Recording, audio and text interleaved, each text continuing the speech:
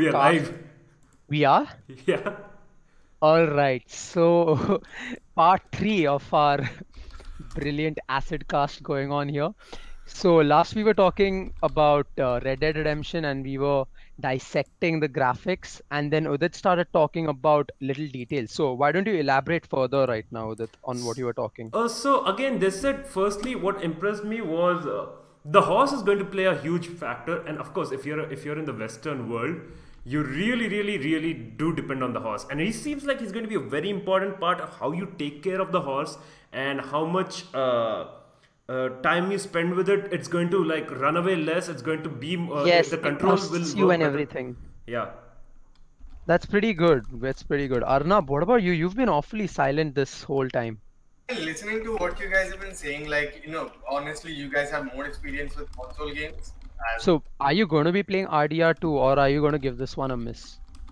I mean, I don't see how I can play, honestly, because no master days. Dude, it's a sign, dude. You need to get a PS4 like right now. You're missing so many good games. Then you shit. Okay. Like, look at Udit. He's all aboard the hype train for Sony right now. There's, I have to make ends meet and like starve to death, but I'm doing it. dude, he's getting the. Aren't you? Did you order the collector's edition Dude, I'm for waiting for it to Spider-Man? come out, dude. I'm so waiting for it to come out. And the moment it comes out, I'm getting it. Yes, yes. Dude, I also heard that you're trying to buy a Spider-Man costume or something. Dude, that's I don't know. That might be stretching it a bit, but who knows? Yes, if it's a Spider-Man costume, you need to stretch it a bit. Spandex. Okay, so okay, about then what do you play, right? You've been playing Monster Hunter World. Let's talk about that, guys. You've been really hyped for that, Arnab. So tell me about Monster Hunter World and your hunts. I mean, is the video on right now, so I can talk about that? Sure is. Okay. So basically, if you guys can watch it on the video, it's basically me going after a Kuliyaku and a Poke Poke in an expedition mode. So there are three modes in Monster Hunter. It's normal quest mode and normal exploration, and the third one is expedition. Now, in the expedition mode, you can explore the world endlessly. Resources respawn at a certain timer, and monsters eventually walk in and out of the world as you would expect in living, breathing beings. So every monster will have its own characteristics. Like Kuluyaku here is not that much of a trouble when it's without its rock or egg, but once it gets the rock, it can pretty much stun lock you. And Puke, which will appear later on, it has a poisonous breath. So if you step on it, you basically can die if you don't heal yourself properly. So like the world is interactive as anyone would expect from this kind of game. Like Capcom has really put their thoughts into making the world feel as alive and as interactive as you can imagine it to be. Like I'm pretty sure there is I think one interactable element every 10 steps you take in the game, even shorter than that. And there's another part of the game which I find really interesting is to be the investigation system, like how you can pick up certain monster tracks. You can like look at what kind of behavior they're engaging in. Like monsters will act like independent AI and stuff. Like they will sleep, they will eat, they will go. Oh, right. I want to add to that because remember, we were in this boss battle with Anjanath and we took him all the way to the end and we thought it's going to come in this epic climactic battle. We reach him in his lair and he's just asleep. Yeah, so when you get the monster down to its 75% health or something, or 70%, the monster just basically goes out to sleep. And interesting part is that when it's sleeping, if you connect the hit, if you saw me connect my super and discharge on the sleeping Anjanath, you will notice that it dealt double the damage that it does normally.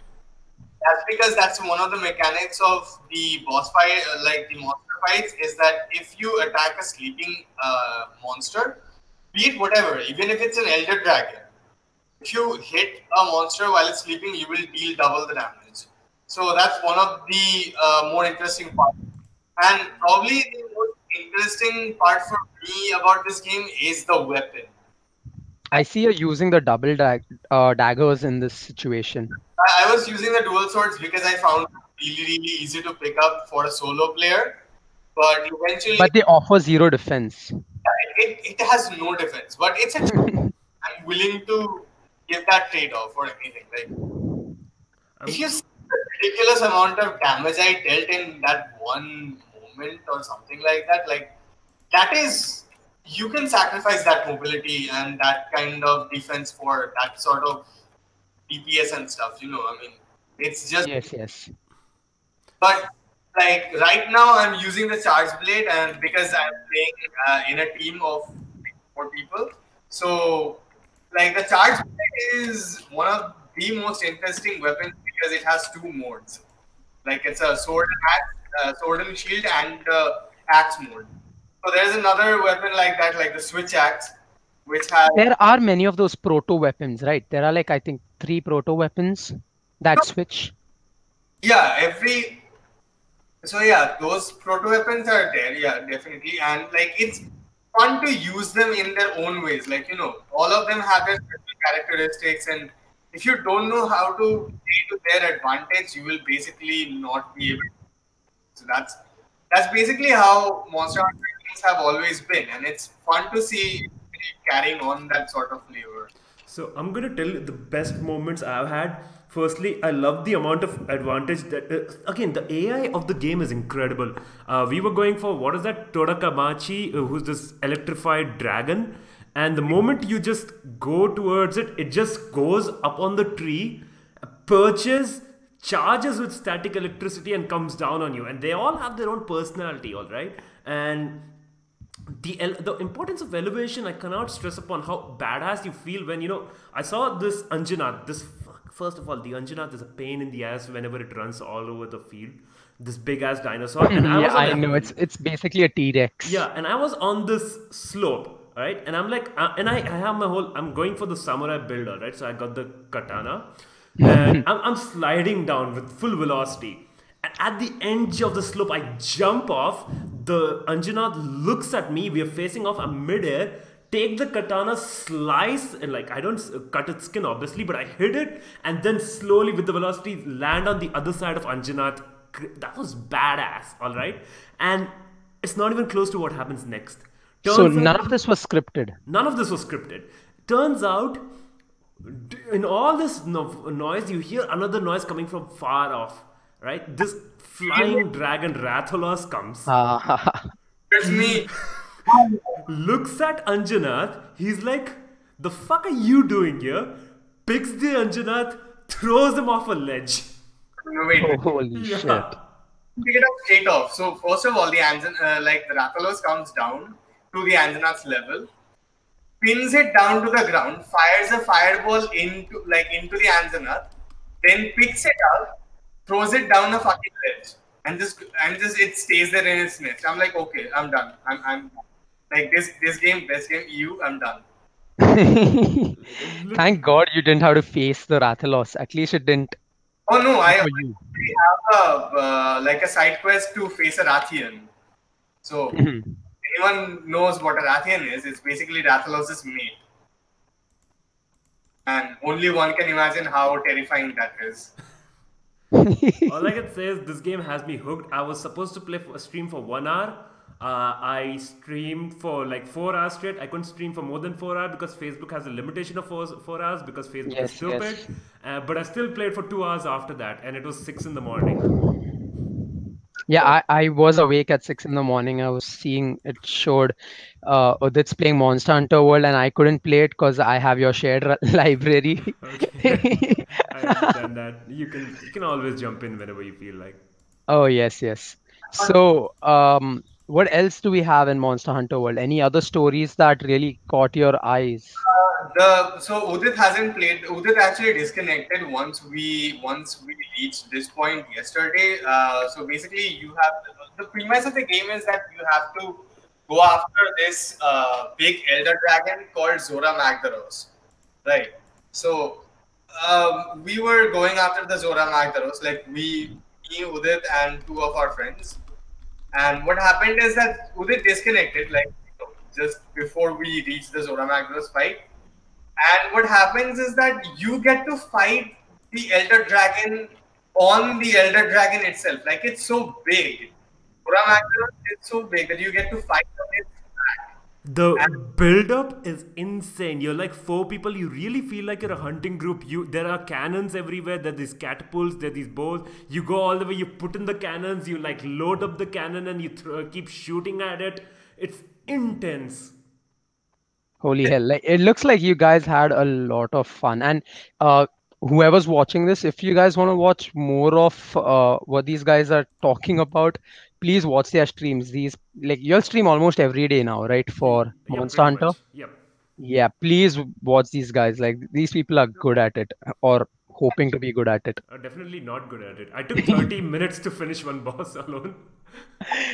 All right. So speaking of not good things, do you guys know about Nintendo running after ROM sites? I heard about it. I heard about you raging a lot about it. I mean, at Ark's launch, we have a lot of passionate Nintendo folks, and they were not very happy about this whole thing. Oh, yes, yes. So basically, ROM files are cartridges which are ripped and put into digital form. You'll have .gba files, .nds files, a lot of files for different consoles, and so you can download it. It's kind of piracy in a way. And like there's been a very big debate on that where people say they're just archiving versus people who are saying it's complete piracy, because there are emulators out there that use these ROM files and you can play them at any time. You can play it on Android phones, on iOS, on your PC. And so as you might have heard, Nintendo is coming out with this whole online system right now, Mm-hmm. and with it they're going to have a whole retro theme to it. So I think it's going to release around 10-20 games per month that people can play. Okay. So in order So to get that business up, they're doing this move to kill the ROMs. while they've not told it like outright, but that's what it feels like, because they've while ROMs have been out for almost a decade or two right now, but this is the time where it seems Nintendo's gone really serious and doubled down on their lawyers and their lawsuits. Where one of the most famous places called ROM Nation, ROM Paradise. I mean, sorry, Emo Emu Paradise. Paradise. My bad, my bad. There's just so many of them. There's Cool ROMs too, Yep. and Emu Paradise. So Cool ROMs did delete all of their Nintendo-based ROMs, but Emu Paradise was forced to delete all of their ROMs, even the ones that are not Nintendo related. And No, what? yes, yes, and in fact, it became like when Cool ROMs did it, it was still all right, but when Emu Paradise did it, the owner of Emu Paradise, one of the mods, he was actually from India. Okay. So he told that he put out a letter saying that we're sorry, we can't do this anymore. We were one of the best, but we can't go any further. And it was really heartfelt. It was really saddening. You know, some people are against ROMs and some people are for ROMs. And I believe like what Nintendo is doing is really not correct, because they're not even giving us a viable option. Because when it comes to the NES Classic and the SNES Classic, while I feel that's a step in the right direction, they're just giving you that set of 20, 21 games. What if you wanted to play a game that's not in that set? Right. It's gone forever then, right? Unless and until you were lucky enough to own an NES from 1985 with the cartridge that you wanted. So right now what's happening is a resurgence of these old games and these classic games. They're so famous, of course, but we can't play these games. And with this whole debacle that's happening with Nintendo putting it out online, so it'll be like you could only play these ROM files if you're online, something like that. So we have no idea what Nintendo's planning here, but a lot of people have gone and started downloading ROM files from all kinds of places, thinking that it's going to go extinct. I did too, and I think it's going to be tougher for people who live in India, because we already have very few Nintendo fans, right? Right. But imagine 10 years down the line, because a kid won't be able to find any of those old Nintendo games. Uh, So yeah, then the man. fan base is completely dead. So again, like I said, I'm all for buying the games, everything. I mean, if the thing is, I want to buy games, but Nintendo is really not giving me a lot of options for that, right? If you're going to replace True, the true, ROM thing, at least uh, give a good service in India true. or Like anything. exactly. So like even I own a lot of the Nintendo consoles. Like I owned a GBA, I owned a DS, now I own a 3DS and a Switch. But I really can't play the games that I want to anymore because some of these games are just not manufactured. And unlike places like in the UK or the US, where you could find them secondhand for around $10 to $20 or pounds, you can't really do that in India because, first of all, we never had any original games to start with. We had these bootleg games, anyways. So, even in the best case scenario where I am paying money, none of my money ever goes to Nintendo. Right. And it's such a strange because, when it comes to Nintendo, most or almost 99% of the games that I want to play from Nintendo are from either the SNES era or the DS era, Of right? course, Or of course. much Dude, before that. your favorite game of all time, Chrono Trigger. Yeah. Just It- imagine what would it be if, 10 years down the line, a kid wouldn't be able to find a ROM for that and would not be able to experience it anymore, thanks to Nintendo completely screwing everyone. oh my god, I would literally tell him to go play the Steam version and no matter how bad it is. And I would weep inside every time he crossed the dungeon in Steam. Dude, He could exactly. have, and I'm like, he could have had such a better childhood. Where have I gone wrong? Exactly. So I can understand Nintendo's dilemma where because of legal issues by these devs, because they can't have games like Chrono Trigger out on their consoles without the help of the developers of the game themselves. But we have to understand that these aren't really helpful to Nintendo anyways. And if people want ROMs, people are going to find ways to get ROMs. There's no point using law and stomping out these, ROM emulation sites and destroying the archives that they have created for the past 10 years, right? Right. Arnab, have you Absolutely. ever played on ROMs? On ROMs, no, but the thing I can remember, I don't know if it was technically a ROM because Arnab, can you come a bit closer to the mic, please? Yeah, yeah, like, am I audible now? Yeah. yep. Okay, so I don't know about the ROM proper. Like, I don't know if it is classified as a ROM, but do you guys remember the game MMO that suddenly took off in 2012, 2013 time? What? Not sure I know what you're talking about.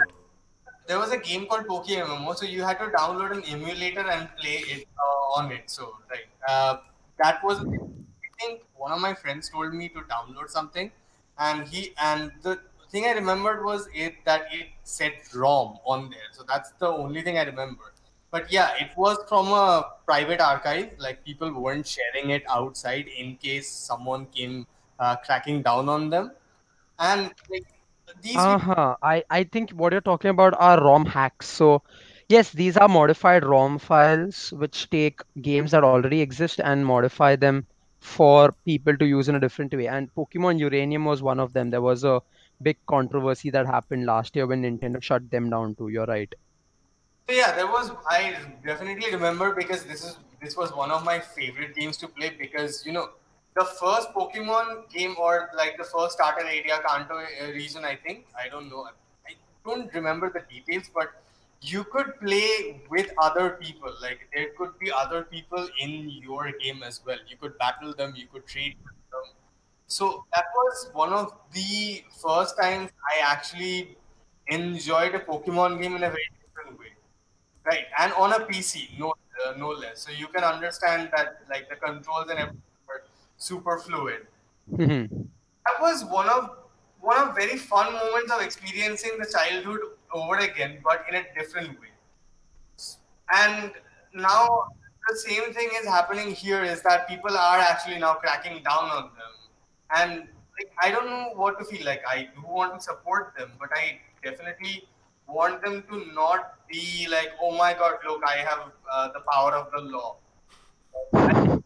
I feel that's kind of redundant and stupid at this point. Like, It's up to Nintendo and how they handle this. I really hope they just throw away all the libraries, all the archives directly on the eStore for Switch and make it like this great emulation platform at the same time.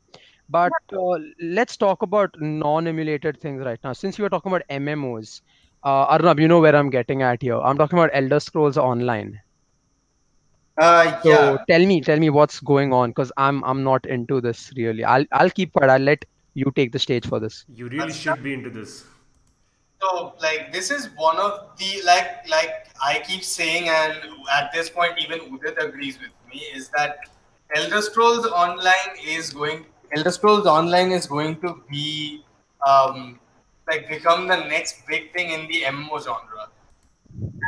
So, like it's taking the world by storm. Like Udit notified me that how so many people from so many different forums were saying that like World of Warcraft players are now switching to Elder Scrolls Online.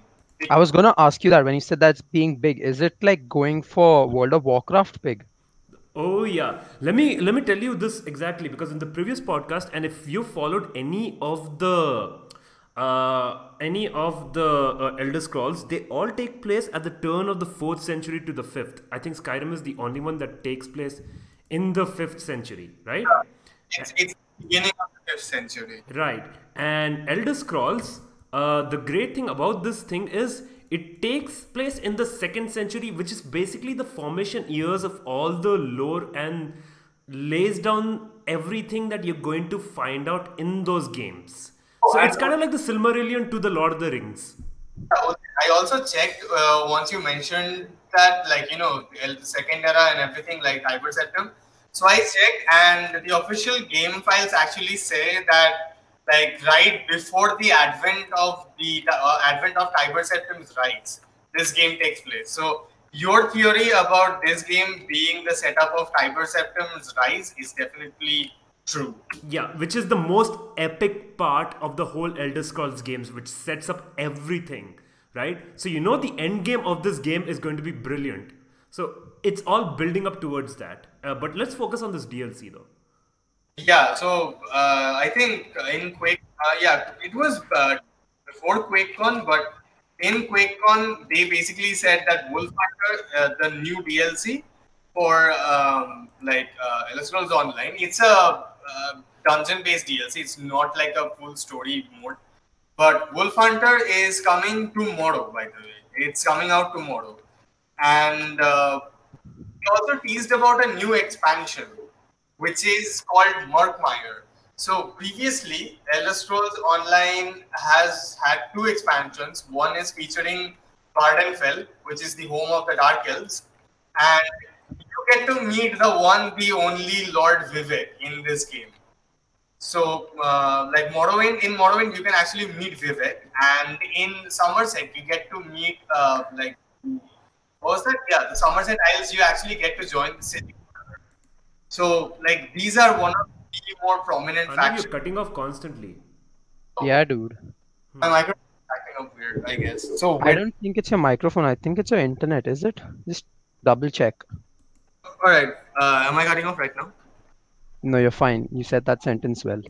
Yeah. So when did I actually got off last? You were just going in and out of it. You can continue. Just carry on from where you stopped. Okay, so basically, Elder Scrolls Online has had two expansions. The most hyped up one was obviously Morrowind, because you could actually go into Vardenfell and meet with Vivek, the living god of the Dark Elves. So basically, what happens right now is that after that, you went into Somerset and you could join the Sejik Order. And anyone who has played Skyrim knows that the Sejik Order have disappeared from, the world, the nerds. In Skyrim, it is said that they have disappeared from the world. And what happens in this game is that you actually go into their island nation of Aratium or something, and you get to take on quests and see how City Order is formed, and figure out how their lore works and everything. So, like, Elder Scrolls Online is basically taking everything that is already existing in the world of Elder Scrolls, and they're just giving it shape and size according to how the lore has been transformed up until now. So that's what it makes the game great, honestly. Like, the amount of versatility they have, even though they know that they are limited by the load and the time. That's the thing that intrigues me the most, and that's probably the thing that's going to, like, actively change the scene of the MMORPG genre.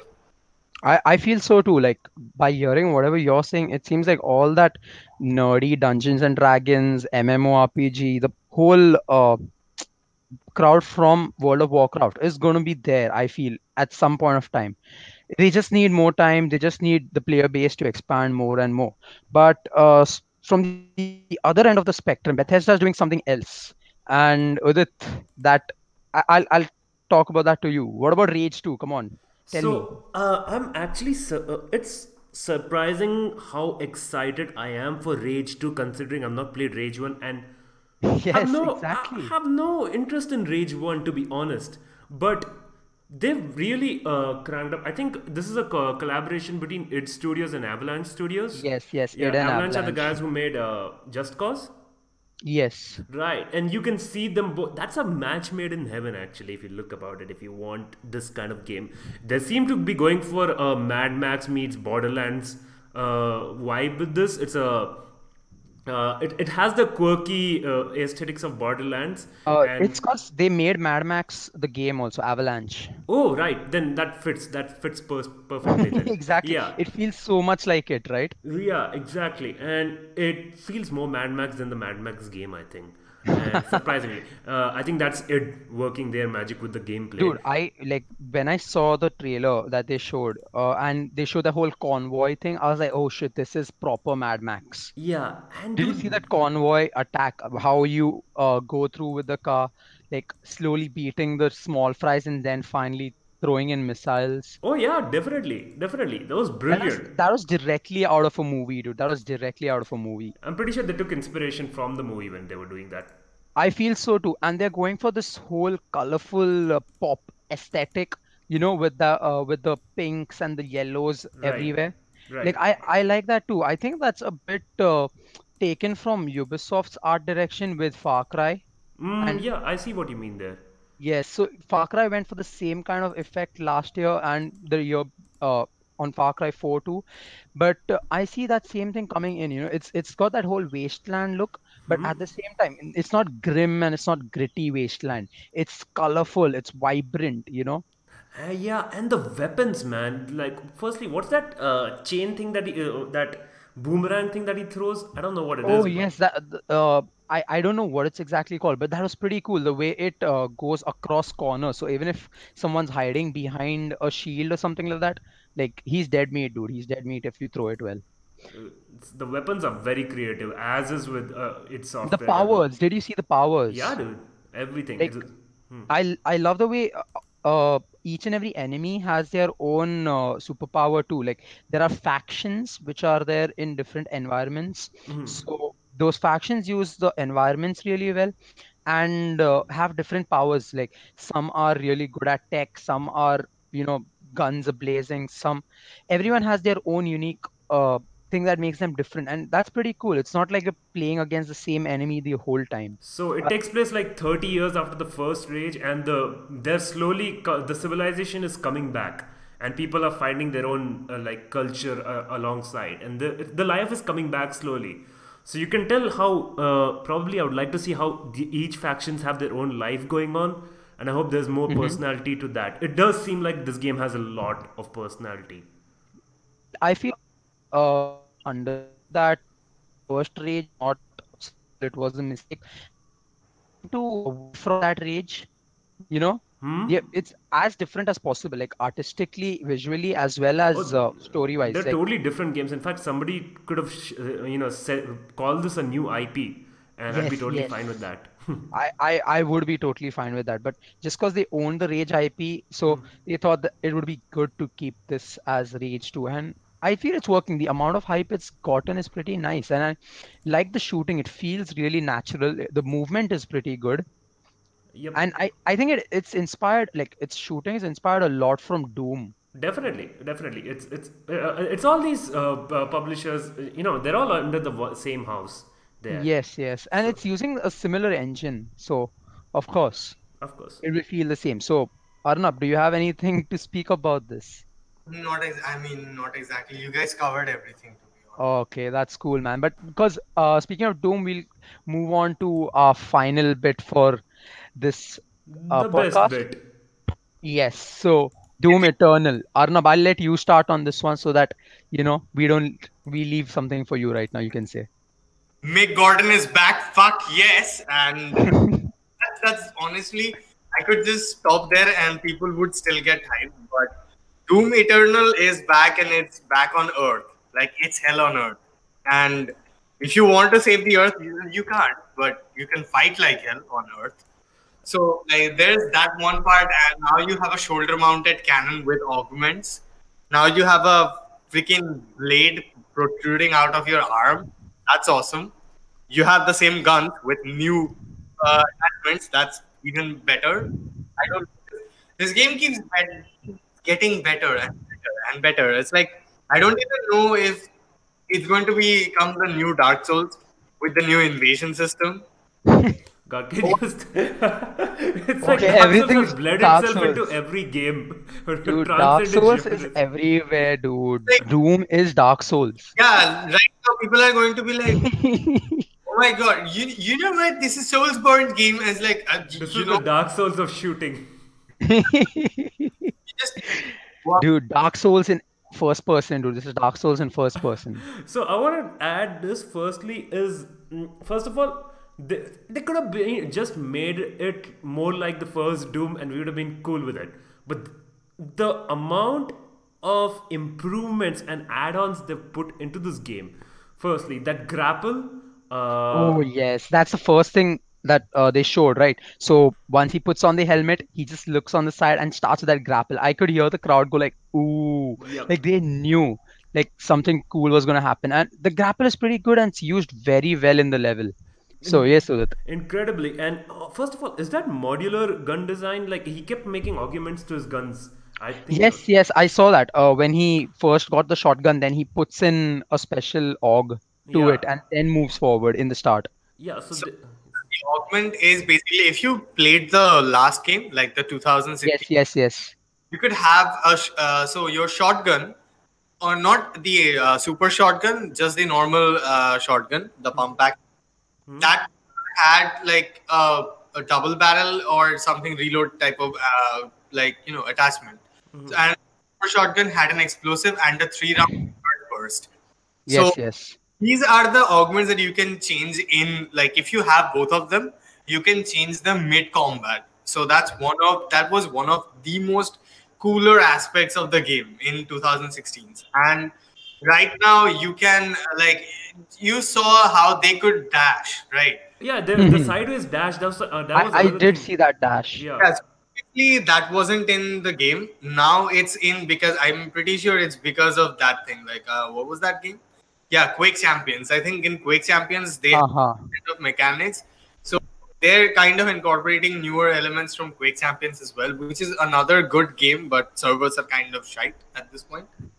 So I feel the level design, like I saw that level that they were showcasing was really good. It had good verticality. It had good use of the grapple, and they used the dash system very well, like mid-air dashes and things like I'm that. telling you, there are gonna be million videos of somebody, staying at air for like 15, 20 minutes and grappling on and dashing and just doing that. Oh honestly, no. looking at the gameplay, that does not seem an impossible thing. That's a very big possibility that you can stay up in the air for like untold amount of times. So exactly, and Doom has always been about being this frantic shooter where you're just running around in full speed, shooting monsters right in the face, right? So I see that and a lot more. I see the amount of franticness has increased. There's not just like one or two monsters around in the corner. It's a lot more open, the Oh yeah, world, the environment. definitely. This it definitely feels a lot more open. It's a lot more crowded as well. Yes, And yes. they've said they made a lot of interesting design with the concept art. They've tried to make sure your character feels like the most badass character in history There of was ever. there was a point in that level where they even showed parkour. Did you notice that? Yeah, I did. The crowd did scream to that. They showed some parkour. So it's taking elements from everywhere. It's making it a lot more fluid. The gameplay was always fluid when it came to Doom. Yeah, But and then they upped it with that invasion thing. oh, and they show the invasion at the end. So Right. I think they'll have another video in the future where they detail it properly, I guess. They should. They So, should. you guys know the invasion thing has already been there if you have played the multiplayer of the Doom 2016.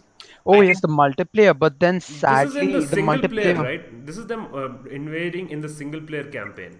Yes, what yes, yes, Yeah. yes. multiplayer is that you could have special power ups in the map where you could pick them up and become the demons. So, like, you could become the flying rocket firing, the one with the two cannons on its back. Become that kind of a demon, play with that, like play as that.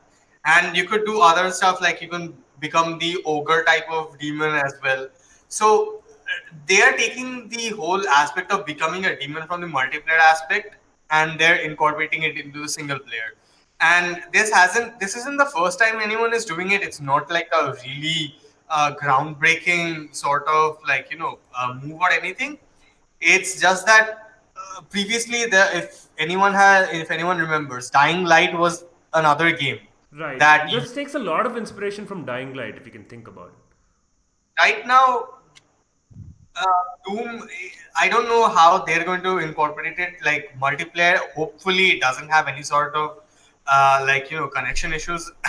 Monster Hunter World, but like if the invasion system is perfect and if the monsters are balanced, then you can enjoy it. But we already know that the Doom guy never dies to any sort of demons. Dude, Like, the ending part of the gameplay was hilarious when he's walking through the operating channel and everybody just looks at him and gets out of the way like, oh, we need Oh to get yes, out of your yes. way. He takes that guy's ID card and unlocks the door, takes the other guy's gun and just straight goes into the gameplay. And at the Dude, Doom end, guy is badass. He's yeah, always been that. yeah, and then at the end you see that hellfire demon, and it ends with this guy taking this beam saber. So that was insane. honestly speaking, Chuck Norris has been replaced by Doom guy at this point. Who? Chuck Norris has been replaced by Doom guy You at cut this off point. again. I don't hear who you're trying to talk about. Norris has been replaced by Doom guy at this point. Did you get it, Joel? No, he is cutting off. Arnab, just stop talking for now. Okay. It's fine. Else it will be like really awkward. Okay. Anyways, so do we have anything else to talk about No, I for think that this pretty week? much covers it. Yeah, so we are done finally with this podcast. This is wait, this is the first time we've done a podcast on YouTube. Live on YouTube, yes. Oh yes. So there's a first time for everything, and we have absolutely no viewers. So that's fine too. But yes, we'll catch you up in the next one. Hopefully, Facebook won't shit on us again. Yep, Say hopefully. bye, guys. Say bye. Bye. Bye. Bye.